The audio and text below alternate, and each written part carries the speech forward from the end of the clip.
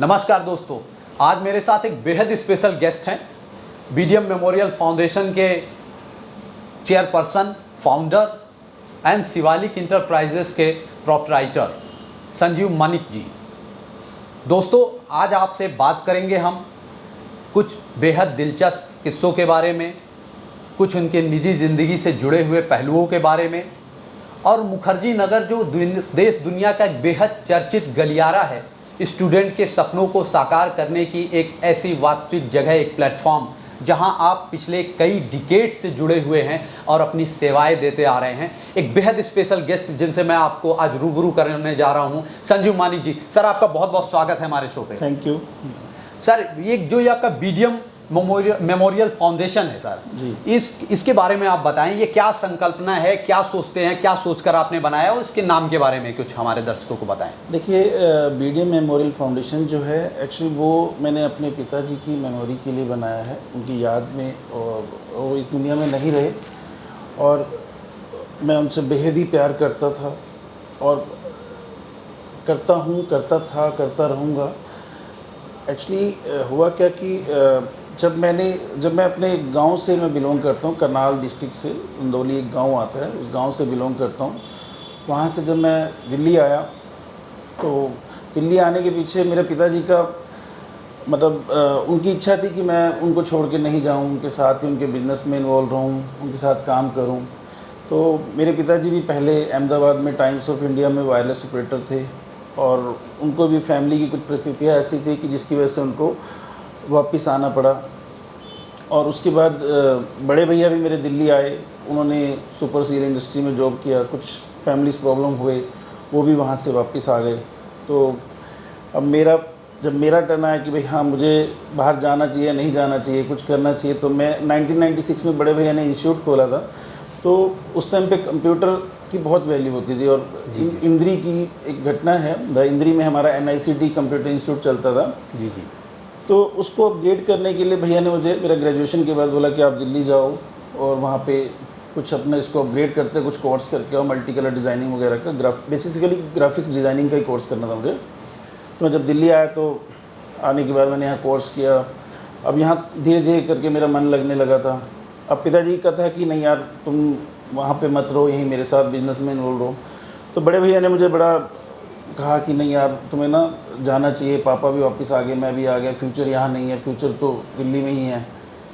उसके बाद स्ट्रगल बहुत हुआ दिल्ली में रहने में, कभी आना, कभी जाना, कभी 2 महीने रहता था, फिर लगता था नहीं वापस चले जाते हैं, मन नहीं लगता था, फैमिली को छोड़ना, उनके बिना अकेले रहना, फिर खुद से खाना बनाना, सब कुछ देखना, बड़ा मुश्किल था सफ़र। बहुत सारी चुनौतियों का सामना आपने किया अपने जीवन में। बहुत मुश्किल था सफ़र। बट कुछ टाइम मेरा स्टार्टिंग मतलब जो था जॉब, मैंने जब अपने कज़न के यहाँ जॉब किया तो अब वो दिन था कि मतलब वहाँ पे एक जॉब करने का 2-3 महीने के बाद मेरे कज़न ने मुझे कहा कि अब आप ट्रेंड हो चुके हो, आप सीख चुके हो, तो आप वापस करना चाहते हो तो कर लो। तो फिर एक फ्रेंड के माध्यम से मैंने मुखर्जी नगर में यहाँ पे एक जॉब किया मैंने। तो वहाँ से फिर मेरा अपना जीवन का कारवां शुरू हुआ। तो फिर मैं करता रहा, धीरे धीरे करते करते एक बार मैंने अपने पिताजी को बोला कि पापा मुझे अपना बिज़नेस करना है। तो होता है ना कि पुराने लोग मतलब अपनी लैंग्वेज में बोलते हैं कि यार कहाँ दिल्ली में तू अपना काम करेगा, शब्द उनके कुछ और थे। तो खैर फिर भी उन्होंने सपोर्ट किया, भाई ने सपोर्ट किया, मदर ने, दोनों जीजा ने सपोर्ट किया मुझे। और फिर मैंने यहाँ पे 30 अप्रैल 2007 में अपना बिज़नेस स्टार्ट किया। अच्छा, हाँ जी। तो शिवालिक इंटरप्राइजेस की स्थापना आपने की। जी, एज अ प्रोप्राइटर उसकी शुरुआत आपने 2007 में की। जी। तो मुखर्जी नगर में ही सर आपने पहला ऑफिस बनाया? मुखर्जी नगर में ऑफिस बनाया, यहीं पे मुखर्जी नगर कमर्शियल कॉम्प्लेक्स में बेसमेंट में मैंने अपना ऑफिस बनाया था। यहीं से मेरा अपना कार्य स्टार्ट हुआ। तो बुक्स प्रिंटिंग का आपका काम है। तो ये जो बुक्स प्रिंटिंग है सर, ये मतलब स्टूडेंट्स से रिलेटेड जो एकेडमिक बुक्स हैं या नॉवेल्स हैं या कोई राइटर्स भी अपनी बुक्स को अगर यहाँ प्रिंट कराना चाहता हो तो सारी चीज़ें एंटरटेन होती हैं? सब चीज़ें प्रिंट हो जाती हैं, उसमें कोई प्रॉब्लम नहीं। बेसिकली मैंने ग्राफिक्स से स्टार्ट किया था। मैं एक ग्राफिक डिज़ाइनर हूँ और जब मैंने ग्राफिक्स किया तो मुझे लगा कि यार अब जितनी देर सिस्टम पे बैठेंगे उतनी देर पैसा आएगा। तो करते करते फिर मैंने टीम हायर किया, मैनेजमेंट देखा, उसमें भी थोड़ा सा लगा कि नहीं यार, अब हर आदमी कितना पैसा कमा के देगा, कोई 1000-2000 इतना ही होगा। तो उसका लिमिट नहीं था। फिर मैंने प्रिंटिंग का काम स्टार्ट किया 2 साल के बाद। जैसे कोई क्लाइंट डिज़ाइन बनवाने आता था, बुक बनवाने आता था, तो उसको बोलते थे कि हम प्रिंटिंग भी कराते हैं, तो आउटसोर्स हम लोग प्रिंटिंग का काम करते थे। बस वहीं से कारवां चलता रहा। लाइफ में बहुत से अप एंड डाउन्स आए। एक बार कुछ ऐसे दोस्त भी थे, टीम भी थी जो एक बार छोड़ के चले गए, तो मुझे लगा कि यार मैं तो डिप्रेशन में आ गया, मुझे दिल्ली में मेरा सर्वाइवल बहुत मुश्किल होगा। लेकिन हाँ, उस टाइम फिर मेरी मैरिज हो गई थी, वाइफ का बहुत सपोर्ट रहा, उसने मुझे बहुत समझाया हर तरीके से। जितना सपोर्ट एक वाइफ को करना चाहिए उससे भी बढ़ चढ़ कर वाइफ ने मुझे सपोर्ट इस मामले में आप काफ़ी खुश नसीब हैं कि आपको जो जीवन संगनी का साथ मिला वो आपके हर मुकाम पे साथ खड़ी रही। बिल्कुल बिल्कुल, आज भी वो मेरे साथ हैं और हमेशा मेरे साथ खड़े रहते हैं। और जितना मोटिवेट मुझे लाइफ में उन्होंने किया और कोई लाइफ में मोटिवेट नहीं कर सकता। तो उनके मोटिवेशन के पीछे आपकी जो कहते हैं कि एक इंसान के सफलता के पीछे कहीं ना कहीं एक स्त्री का हाथ होता है, तो आप मानते हैं कि उस भूमिका में आपकी धर्म पत्नी ने बढ़ चढ़ के हिस्सा लिया और काफ़ी बड़ा योगदान किया? बिल्कुल, मैं मानता हूँ और इसमें कोई शक नहीं है। उन्होंने 100% मुझे योगदान दिया है, सपोर्ट किया है और आज भी वो मेरे साथ हैं। कुछ भी मेरे साथ लाइफ में कुछ भी प्रॉब्लम्स होती हैं तो हमेशा बढ़ चढ़ के मेरे साथ खड़े होते हैं वो। और फाउंडेशन की बात आप कर रहे थे, तो फाउंडेशन अपने पिताजी के नाम से बीडीएम मेमोरियल फाउंडेशन, मतलब भगवान दास मानिक, कैमरे पे देखते हुए आप लास्ट ईयर हमने ये स्टार्ट किया था। आपने देखा होगा नीचे मुखर्जी नगर में पानी का पेव लगा हुआ है। हमें लगता है कि जितने, जैसे हम लोग दिल्ली में आए थे तो एक रोत्रा जी के यहाँ पेव लगा होता था ठंडे पानी का, तो बहुत बड़ी वेटिंग होती थी। मैं सोचता ईश्वर, अच्छा, पानी पीने के लिए, ठंडे पानी पीने के लिए। अरे वाह। तो मेरे उस दिन से मन में था कि यार कभी ईश्वर ने हमें कुछ किस काबिल बनाया तो एक पेव जरूर लगाया जाए जिससे लोगों को ठंडे पानी की जो प्यास है ना वो पूरी हो उनकी। तो ये आपकी चाहत बड़ी बरसों की थी पहले की? जी, अंदर ही मैं उस योग्य होऊंगा तो जरूर पेव लगाऊंगा जिससे जो हमारे प्यासी जनता है या जो कोई व्यक्ति प्यासा है उसको आकर के हमारे पेव पे ठंडा पानी या शीतल जल मिल सके। जी। देखिए, वो होता है ना कि लाइफ में जैसे हम लोगों ने देखा कि हमें ठंडा पानी 2008 में चाहिए होता था, कहीं नहीं मिलता था। पानी की बोतल हम खरीद नहीं पाते थे उस टाइम पे, लगता था कि यार पैसा बहुत वेस्ट होगा। तो वहीं से एक था मन में कि कभी ईश्वर ऐसा बनाएगा हमें, और आज ईश्वर ने वो चाहत पूरी की। और आगे भी हम लोग प्लान कर रहे हैं कि कुछ अच्छा काम किया जाए। जैसे अभी हम लोग गए इधर अपना बोंटा के पास, बंदर वगैरह को खाना खिलाया, लास्ट केले वगैरह। उसी से सर जुड़ा सवाल मेरा है मानिक सर। मैंने देखा कि बीच में आपकी टीम जो थी वो कई बार पशु हिंसा के खिलाफ अभियान में भाग ले रही थी। जो पशु हिंसा हो रहे हैं उनको एक शेल्टर प्रोवाइड करने में भी आपकी टीम का एक योगदान चल रहा था। और बीच में आप कुछ केले और बंदर को केले देते हुए, कुछ चने वगैरह देते हुए भी आपकी टीम ऐसा कुछ काम भी सामाजिक सरोकार का कर। एक्चुअली क्या है ना, देखिए अब हम लोग फुली एक्टिव होकर अब इस काम को कर रहे हैं। पहले हम लोग एक फाउंडेशन बनाया, फिर हमने उसके लिए सोचा कि किसको कैसे प्लान किया जाए। जैसे हमने अब लास्ट 15 डेज से हम लोग फुली एक्टिव होकर इस काम को कर रहे हैं। हम लोग गोपालपुर गए, वहाँ बच्चों के लिए खाना लेके गए जो ज़रूरतमंद बच्चे हैं। और अभी जैसे पंजाब में जो त्रासदी हुई है, तो अभी संडे का हम लोग प्लान कर रहे हैं जाने का, वहाँ पे टीम से पूरा प्लानिंग चल रहा है। और इस फाउंडेशन के माध्यम से हम लोग अभी 12-13 सितंबर को हम लोग ना बच्चों को, जैसे हमारी एक स्पायरल बुक्स आती हैं यूपीएससी के बच्चे जो प्रैक्टिस करते हैं राइटिंग प्रैक्टिस, तो हम लोग इसको फाउंडेशन की तरफ से प्लान कर रहे हैं कि इनको बच्चों को प्रोवाइड कराया जाए मिनिमम रेट पे। अच्छा, तो ये आप देख पा रहे दोस्तों, ये बुक्स जो है, ये जो कॉपी है, ये मेंस आंसर राइटिंग के लिए है, जो यूपीएससी के एग्ज़ाम्स के लिए जो बच्चे होते हैं। अब मैं दिखा पा रहा हूँ, जो अभी मेरी बात हो रही है संजीव मानिक जी से, वो बता रहे हैं कि उनके फाउंडेशन की तरफ से ये प्रिंटिंग्स की जा रही है और ये उसी फॉर्मेट में है। आप देखेंगे ना, उसी फॉर्मेट में है। जिस गेज में इसको लिखा जाता है वो गेज भी कटे हुए हैं। मतलब जो आपको बुक्स कॉपीज दी जाती हैं मेंस आंसर राइटिंग में, उसी वही स्टैंडर्ड है, पूरा पैरामीटर वो स्टैंडर्ड में ही ये बुक्स जो है, ये आपकी कॉपीज जो है छपी हुई है, जिससे आप इसमें मेंस के आंसर राइटिंग की मॉक की बढ़िया प्रैक्टिस कर सकते हैं। तो सर, इसको लेकर क्या योजना है? मतलब ये आप बच्चों को कुछ सब्सिडी रेट पे भी प्रोवाइड कराने का आप जी हम लोग इसको प्लान कर रहे हैं। 12, 13 और 14 सितंबर को हम लोग प्लान कर रहे हैं इसका। वैसे तो 3rd को प्लान करना था, मेरी डॉटर का बर्थडे था, उस दिन प्लान करना था, बट उस दिन ना करके कि हमारी कॉपीज रेडी नहीं हो पाई, बारिश, आप समझ रहे थे कितना पानी हो रहा है। बिल्कुल, पूरी दिल्ली में फ्लड आ रखा है। जी। तो हम लोग अब प्लान कर रहे हैं।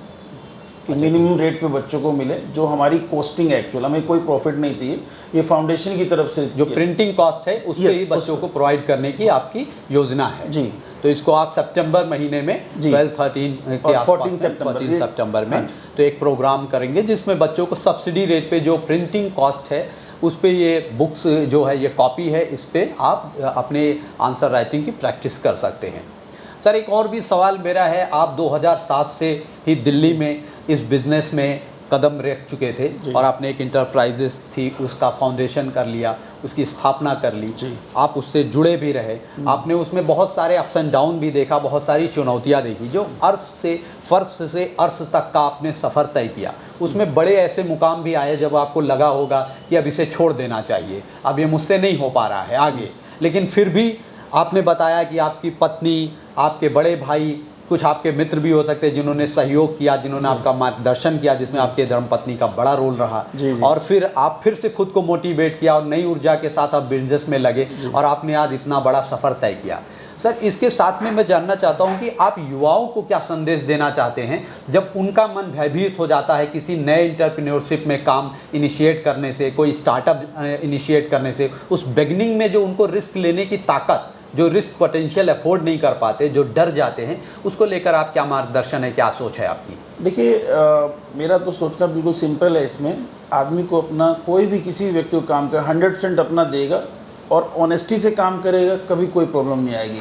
मैं जब दिल्ली आया था तो मेरे अंदर एक अलग पागलपन था, मैं सच बताऊँ, मुझे सिर्फ काम के अलावा कुछ और नज़र ही नहीं, दीवानगी थी आप में, पूरा दीवानगी थी, और ईश्वर ने मुझे उसका रिजल्ट भी दिया है और मैंने खूब मेहनत के साथ काम किया है। तो आप पहले से वर्कहॉलिक रहे हैं, मतलब आप तगड़े रूप से आप अपने काम को ही अपनी प्राथमिकता दे देते हैं। बिल्कुल बिल्कुल, मैं आज भी अपनी प्राथमिकता अपने काम को देता हूँ। मेरे लिए पहले काम है, उसके बाद सब कुछ है। नहीं, जैसा मैं देख पा रहा हूँ कि संजीव मानिक जी आज भी उतने ही युवा हैं, उतने ही ज़्यादा मेहनती हैं, उतने ही बड़े उद्यमी हैं। आज भी वो अपने ऑफिस में जब हमारी टीम अंदर आई तो देखा कि वो लगातार पूरी शिद्दत के साथ अपने काम में तल्लीन थे।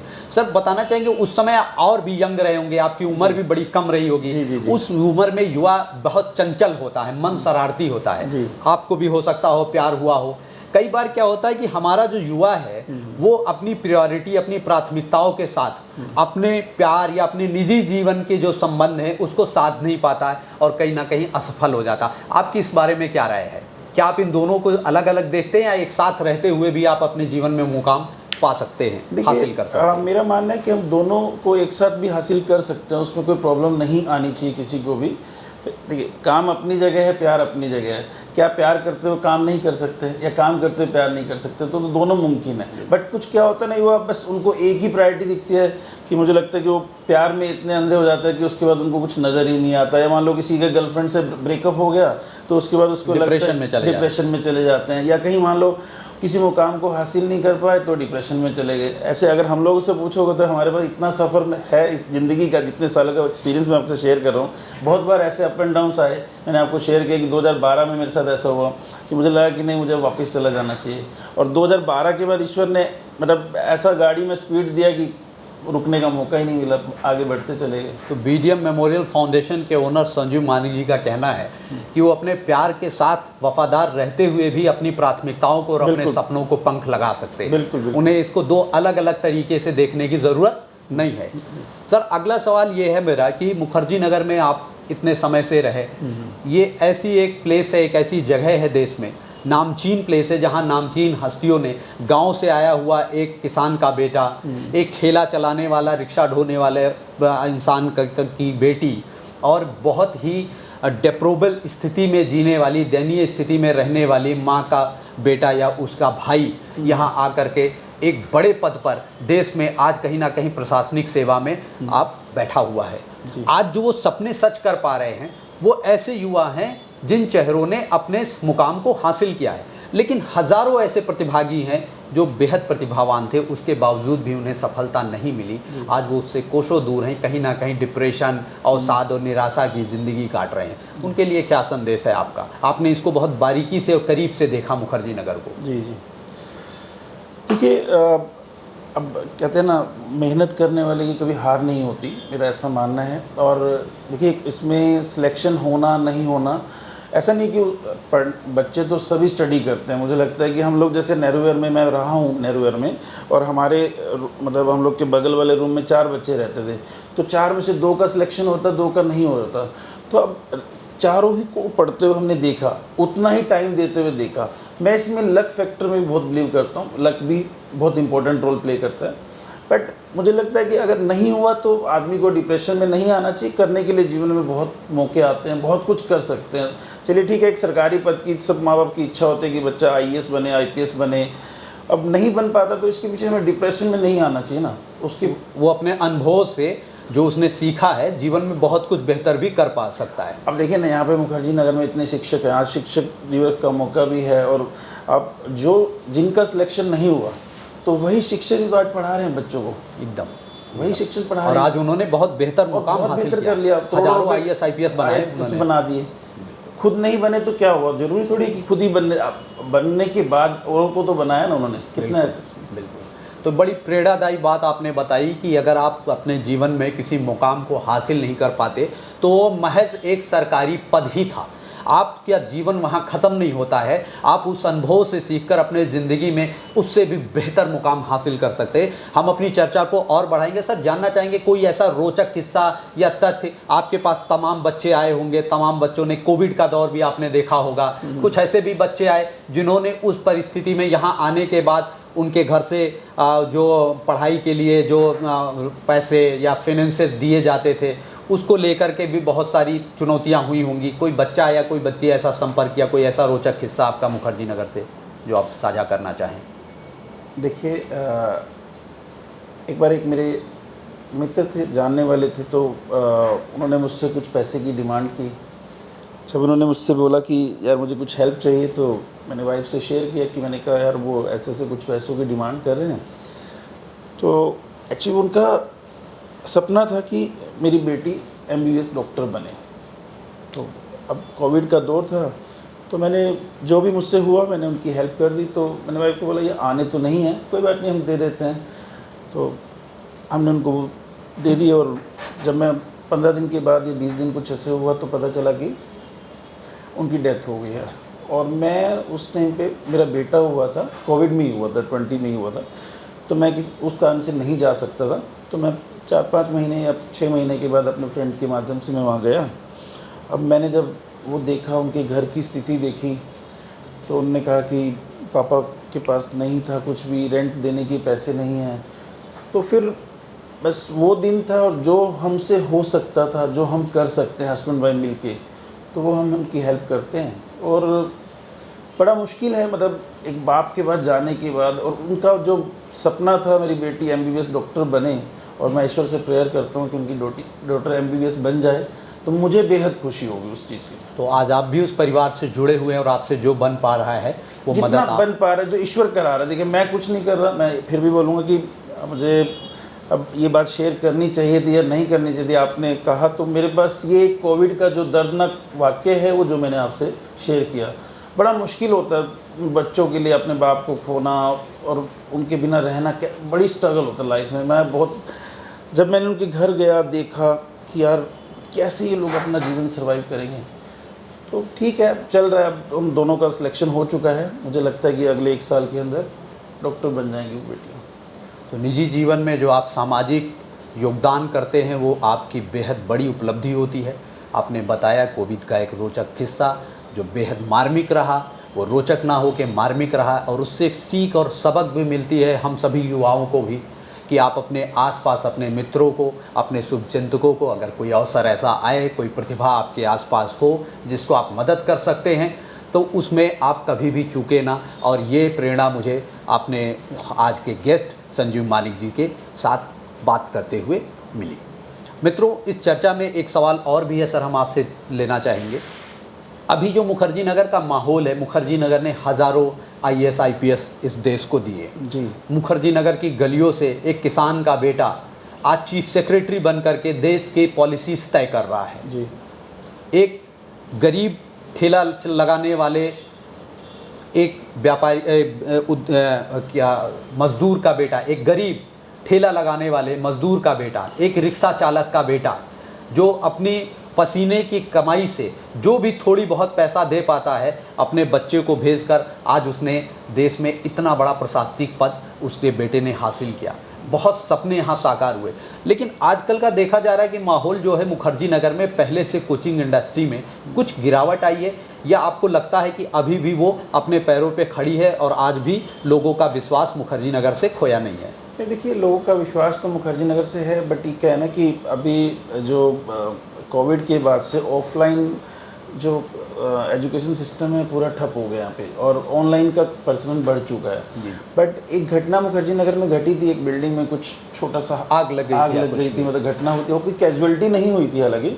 और उसके बाद से जो सीलिंग का प्रोसेस शुरू हुआ, मतलब सब इंस्टीट्यूट को सील कर दिया गया, यहाँ पे क्लासेज नहीं चल रही, बहुत से इंस्टीट्यूट बंद हो गए। नहीं तो मुखर्जी नगर में ऐसा था कि पैर रखने की जगह नहीं होती थी। अभी मैं पीछे बाहर निकला था, एक शॉप खाली हुई है, तो उसको आज 1 महीने से उसके यहाँ बोर्ड लगा हुआ है, और जो कि आज वो किराए पे नहीं चढ़ पा रही। मतलब इतना हालत ख़राब है मुखर्जी नगर का। इसमें कुछ रेजिडेंशियल लोगों का भी हो सकता है हाथ, तो मुझे लगता है कि जो नहीं चाहते कि यहाँ पे कोचिंग इंस्टीट्यूट चलें यहाँ पे, बट और सबका रोज़गार ठप हो गया यहाँ पे। मुझे लगता है कोचिंग इंस्टीट्यूट चलने चाहिए यहाँ पे, सबको रोज़गार मिलना चाहिए, और जो पूरे हिंदुस्तान से बच्चे जो आते हैं यहाँ पे IAS IPS बनने का सपना लेके, उनका सपना साकार होना चाहिए। तो आपको लगता है कि मुखर्जी नगर में अभी भी वो मार्केट रिवाइवल का स्कोप है, पोटेंशियल है, और वो टीचर्स उपलब्ध हैं, और बच्चों का भरोसा है कि आज नहीं तो कल मुखर्जी नगर फिर से जो इतिहास उसने रचा है उसको पुनः दोहराएगा? बिल्कुल होगा, ऐसा मेरा मानना है। क्योंकि देखिए, ऑनलाइन पे जो बच्चा पढ़ता है ना, ऑनलाइन पे वो शिक्षा उसको नहीं मिलता। जैसे हम जिम जाते हैं, मोटिवेशन मिलता है ना, ऐसे क्लास में, ऑफलाइन क्लास में बच्चा बैठता है तो उसको एक मोटिवेशन मिलता है, देखता है 4 बच्चे कैसे पढ़ रहे हैं। तो ये टाइम हो सकता है कि आने वाले 2 महीने, 4 महीने, 6 महीने में ये सब चेंज होना चाहिए। मेरा मानना है ऐसा, और होगा भी। मैं भी चाहता हूँ दिल से कि होना चाहिए। मुखर्जी नगर दोबारा से वैसा होना, हरा भरा लगना चाहिए। जैसे इतने बच्चे जब बाहर निकलते हैं तो लगता है कि कंधे से कंधा टच करके हम जब निकलते हैं तो फील आता है कि मुखर्जी नगर में कुछ है। तो BMG फाउंडेशन के ओनर संजीव मानिक जी, अगर आज आप इतना बड़ा इंटरप्राइजेस ओन नहीं कर रहे होते, इतने बड़े बिजनेस के मालिक नहीं होते, तो आज अपनी निजी ज़िंदगी में आप और क्या कर रहे होते? किस प्रोफेशन में आप खुद को देखते हैं कि आप काम कर रहे होते अगर आज आप यहाँ पे ना होते? देखिए, अब ये तो कहना बड़ा मुश्किल होगा, क्योंकि अब मैं तो बचपन से ही बिजनेस में पापा के साथ रहा। और हाँ, ये बड़ा मुश्किल है, हो सकता है कि मैं गांव में खेती कर रहा होता पापा के साथ ही, वहीं अपना राइस मिल में उनके साथ कुछ हेल्प कर रहा होता। ये कहना बड़ा मुश्किल होगा भाई। अब ठीक है, अब मतलब पैशन के तौर पे आपका हमेशा से जो था वो बिजनेस ही एक इच्छा थी कि हमेशा आपको बिजनेस में ही आगे जाना। हम लोग हरियाणा से, मतलब मैं हरियाणा से हूँ, तो वहाँ पे क्या है ना कि कोई ऐसा कल्चर है ही नहीं। मतलब उस टाइम पे नहीं लगता था कि कोई जॉब भी करना है या कुछ ऐसा, या तो अपना भाई खेती कर लेंगे या बिजनेस कर लेंगे, खुद का बिजनेस करेंगे। तो बिजनेस टाइकून की चाहत हमेशा से आपके अंदर थी? जी जी जी। और उसी प्रतिभा को आपने आगे ला करके काम किया उस पर? जी जी। एक अंतिम संदेश मैं आपसे आज के युवाओं के लिए लेना चाहूँगा। आज टीचर्स दिवस है, शिक्षक दिवस पे मैं चाहता हूँ कि आप टीचर्स, आप खुद एक अध्यापक रहे हैं, आप एक संदेश दें कि आज बच्चों को, युवाओं को आप क्या संदेश देना चाहते हैं हमारे प्लेटफॉर्म से आज के युवा? देखिए, मैं सबको एक ही, बच्चों को, सबको, जो भी आने वाली जनरेशन है उनको एक ही संदेश देना चाहूँगा कि लाइफ में ना कभी हार नहीं माननी चाहिए। हार मानने से कुछ, आपको हमेशा स्ट्रगल करना है। अगर कुछ ऐसा दौर भी आता है ना कि लगता है कुछ नहीं हो रहा, कुछ मतलब काम, जैसे हम बिजनेस स्टार्ट करते हैं नहीं चल पाता, लेकिन उसमें हार नहीं माननी चाहिए और आगे बढ़ चढ़ के उसमें अपना 100% काम करना चाहिए, जोश के साथ पूरा। लेकिन हाँ, अपने टाइम को, जो वर्किंग आवर्स हैं, उससे भी गद्दारी नहीं करनी चाहिए। वो 100% टाइम आपको देना पड़ेगा। अपनी प्राथमिकताओं पे पूरा काम करना चाहिए आपको। तो आप थे एक बेहद स्पेशल गेस्ट, एक दिलचस्प शख्सियत, BMG फाउंडेशन के चेयरपर्सन एंड शिवालिक इंटरप्राइजेस के मालिक संजीव मानिक जी, जिन्होंने अपना बेहद कीमती समय हमारे शो के लिए दिया और हमसे बहुत ही बखूबी और बिना किसी लाग लपेट के, पूरी साफगोई के साथ चर्चा में भाग लिया। हमारे हर सवालों का उत्तर उन्होंने बिना किसी लाग लपेट के दिया और पूरी सरलता से उन्होंने हमारे युवाओं को भी एक प्रेरणादायक कहानी के साथ जोड़ा भी और एक बेहतर संदेश भी आज शिक्षक दिवस पे दिया। सर, आप हमारे शो में आए, आपने अपना कीमती वक्त हमें दिया, इसके लिए बहुत बहुत धन्यवाद। धन्यवाद।